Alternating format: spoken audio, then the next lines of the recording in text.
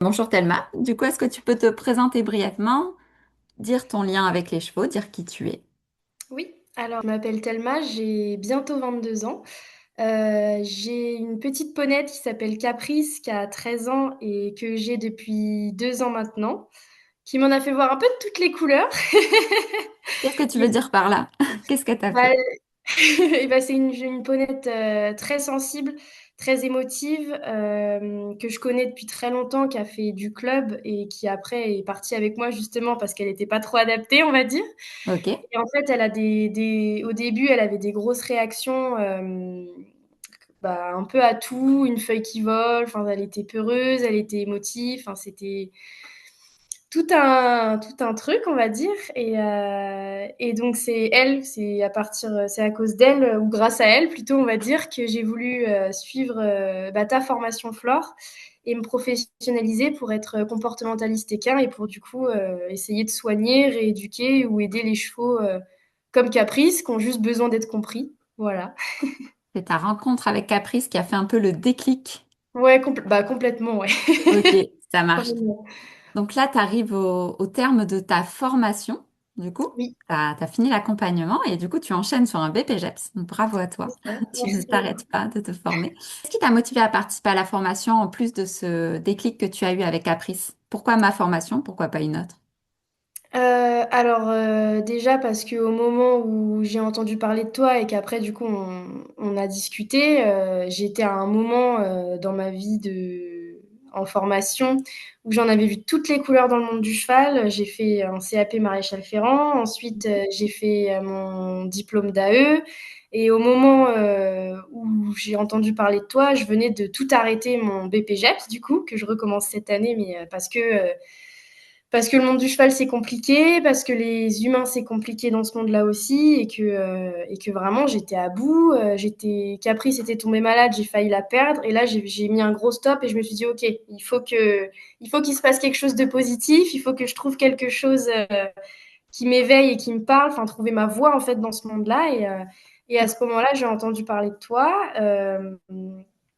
Enfin, après ton visio, moi, c'était vraiment une révélation, on va dire, avant même d'avoir commencé la formation.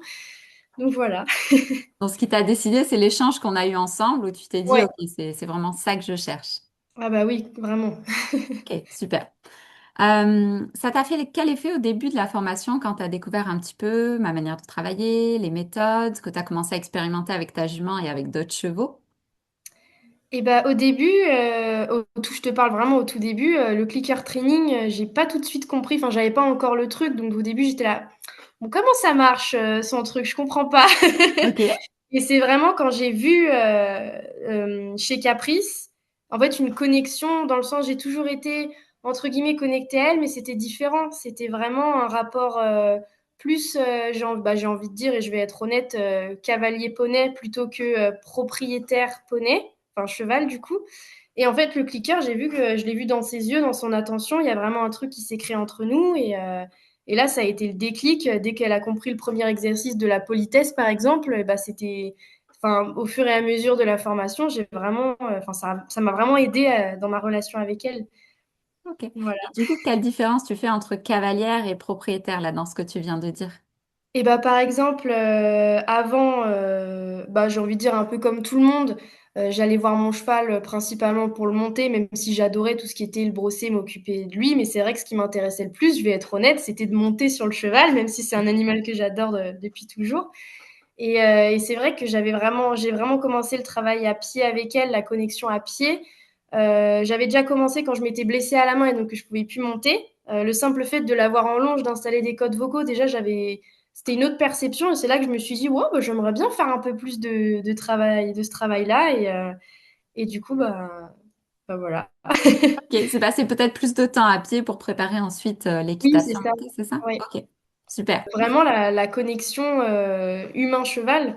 Enfin, parce que du coup, j'ai pas eu que Caprice pendant ma formation, j'ai aussi eu d'autres chevaux avec qui qui avaient plus ou moins des problématiques et des fois pas forcément, mais qui avaient bah, juste c'était pour m'entraîner ou pour du coup éveiller aussi une espèce de connexion chez eux avec leur propriétaire.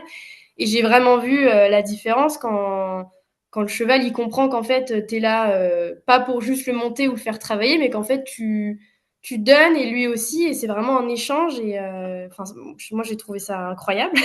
Ok, Voilà. super.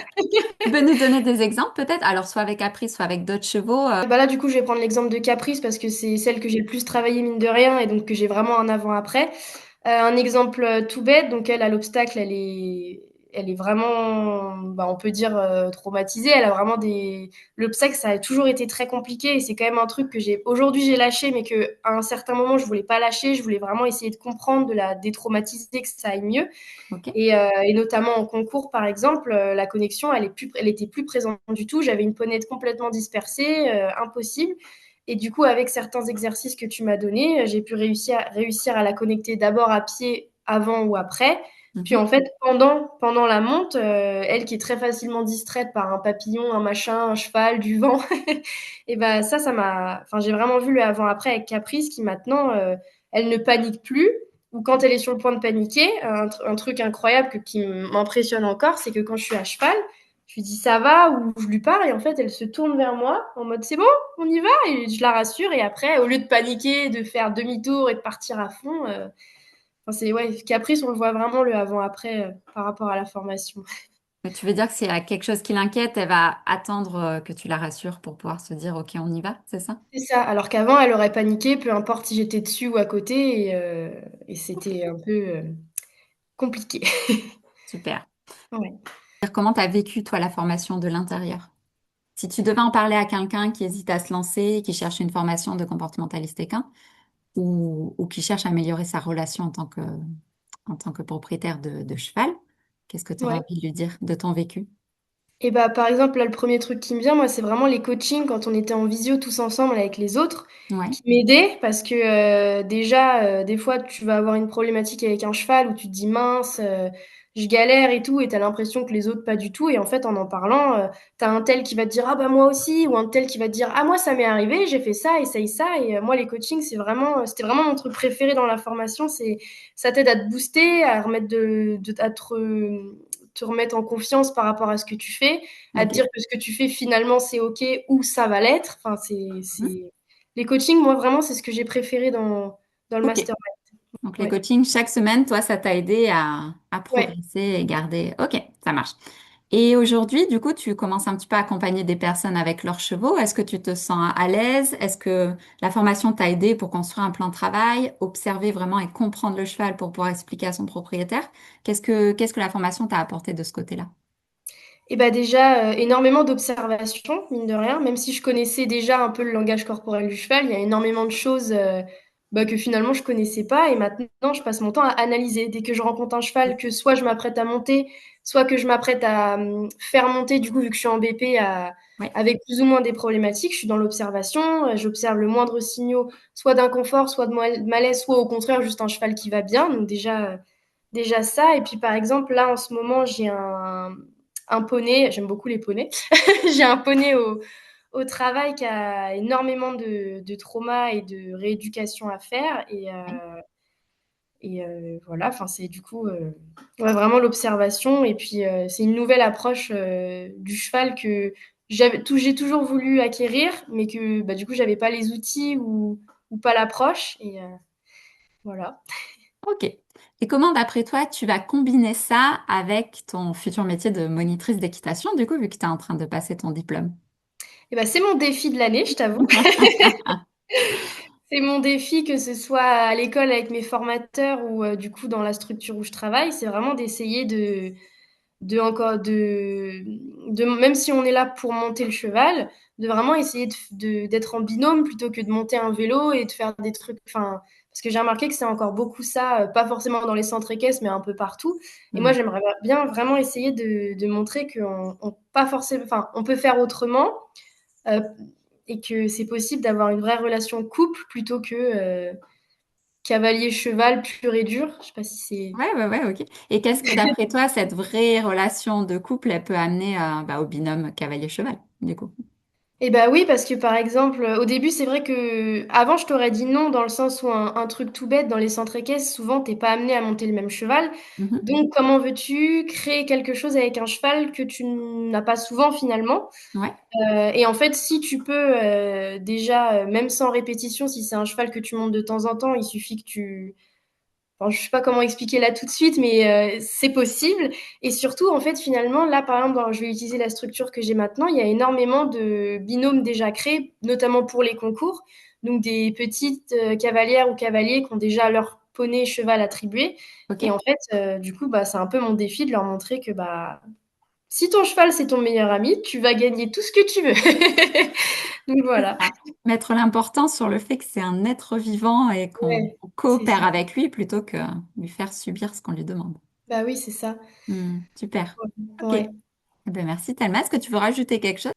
Et ben, en quelques mots, donc je remettrai en avant les coachings Ok. et puis surtout l'exemple de encore une fois, de ce que ça m'a apporté moi avec ma jument, parce que c'est quand même, bah, déjà ça me touche plus que les autres chevaux parce que c'est la mienne et que j'y tiens énormément et surtout, bah, quand tu te sens seule avec ton cheval et que tu as plus de. Je veux dire, ça fait quand même 2 ans que personnellement, j'ai plus de monitrice qui m'aide, j'ai plus de mentor, j'ai plus de coach, soit parce que personne n'arrive à me donner les solutions, soit parce qu'en fait, ça colle pas, ça coince. Et moi, le mastermind, et toi, Flore en particulier, bah, en fait, finalement, tu as été mon coach en fait avec elle et ça m'a vraiment aidé. Donc, je mettrai en avant ce truc-là que vraiment, t'es pas toute seule ou tout seul. Avec ton cheval ou tes chevaux et que tu peux y arriver. Il suffit juste de trouver le bon accompagnement. Ok. Voilà. Et une dernière question, le fait que ben, on s'est jamais rencontrés en vrai, on a Oui, failli, mais ça ne s'est pas fait, donc tout s'est fait à distance. Est-ce ouais. que toi, ça a été un frein pour toi? Est-ce que ça t'a manqué le présentiel? Comment tu l'as vécu, ce temps de Alors, formation en distanciel? il y a des fois où je t'avoue que ça a été un frein dans le sens où quand je galérais sur tel ou tel exercice ou tel cheval, où je me disais en fait j'ai besoin de voir l'exercice en réel Mhm. et que par exemple tu me dises ah là tu vois moi j'aurais fait ça. C'est vrai qu'il y a des fois ça a été un peu un frein en me disant bon je vais re-regarder les vidéos, je vais essayer d'analyser et de trouver toute seule et d'une Ok. certaine manière du coup ça t'aide à être autonome mais c'est toujours mieux de se rencontrer et puis d'échanger en direct mais ça a pas finalement ça n'a pas été un frein plus que ça parce qu'au jour d'aujourd'hui bah, le chemin parcouru pardon est vraiment vraiment chouette et vraiment beau donc Est-ce que ça t'a convenu, cette méthode d'accompagnement?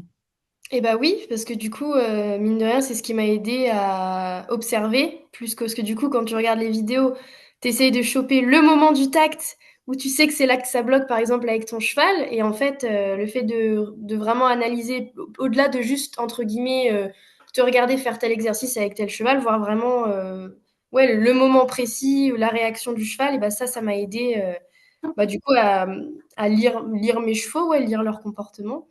Voilà. Super. Est-ce que tu veux Ouais. rajouter quelque chose? Et bah écoute, j'ai fait le tour, c'est bon pour moi. Ben, un grand merci à toi, Thelma. Et puis, donc, dans un an, on te retrouvera diplômée du BPGEPS en Normandie, c'est ça? C'est ça, en Normandie. Bah Super. merci beaucoup à toi, Flore. Merci vraiment, merci. Avec grand plaisir.